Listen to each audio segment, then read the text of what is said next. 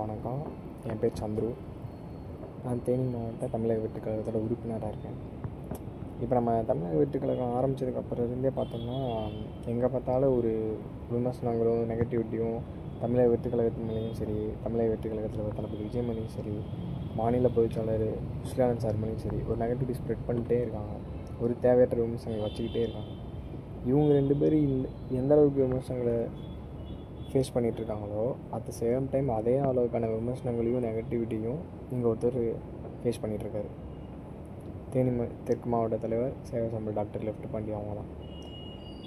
இவங்க மேலே தொடர்ந்து நம்ம மாநாட்டுக்கு அப்புறம் தளபதி விஜய் எந்த அளவுக்கு ஒரு நெகட்டிவிட்டி ஸ்ப்ரெட் பண்ணிகிட்ருக்காங்களோ அதே அளவுக்கு இங்கே இவரையும் தொடர்ந்து நெகட்டிவிட்டி ஸ்ப்ரெட் பண்ணிட்டே இருக்காங்க. பர்த்டே ஃபங்க்ஷன் கொண்டாடினாங்க, டிராஃபிக் ஆச்சு, மக்கள் ரொம்ப அவதி உறுனாங்கன்னு சொல்லிட்டு ஒரு நியூஸு. தன்னோட கட்சி தலைவருக்கு எதிராகவே போஸ்டர் அடிச்சு விட்றாரு அப்படின்னு சொல்லிட்டு ஒரு நியூஸு. போஸ்டிங் கேட்ட பெண் நிர்வாகியை ஆபாசமாக திட்டினாரு அப்படின்னு சொல்லிட்டு ஒரு நியூஸு.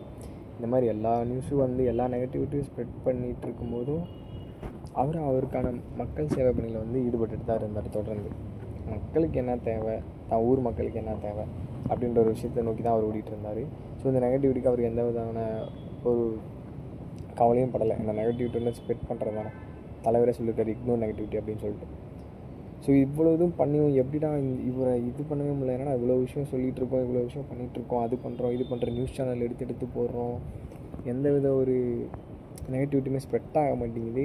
அவர் நல்லவர்னே சொல்கிறாங்க அப்படின்னு சொல்லிட்டு நம்ம இந்த ஜென்ரலாகவே பார்த்தோம்னா நம்ம தமிழ்நாடு பாலிடிக்ஸில் ஒரு விஷயம் இருக்கும். இந்த கேஸ்டலிக் பாலிடிக்ஸை கையில் எடுத்துட்டா அந்த பர்சனை ஈஸியாக டவுன் பண்ணிடலாம் அப்படின்ற ஒரு கார்னர் பாயிண்ட் எப்பயுமே இருந்துகிட்டே இருக்கும்.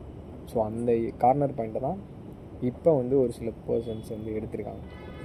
என்னென்னா தேனி தெற்கு மாவட்ட செயலாளர் ஜாதி ரீதியான போஸ்டிங் போட்டுட்ருக்காரு, கேஸ்ட் வைஸாக போஸ்டிங் போடுறாரு, அவங்க ரிலேட்டிவ்க்கு மட்டும்தான் போஸ்டிங் போட்டுட்ருக்காரு அப்படின்ற மாதிரி ஒரு விஷயத்தை இப்போ ஸ்ப்ரெட் பண்ணிகிட்ருக்காங்க.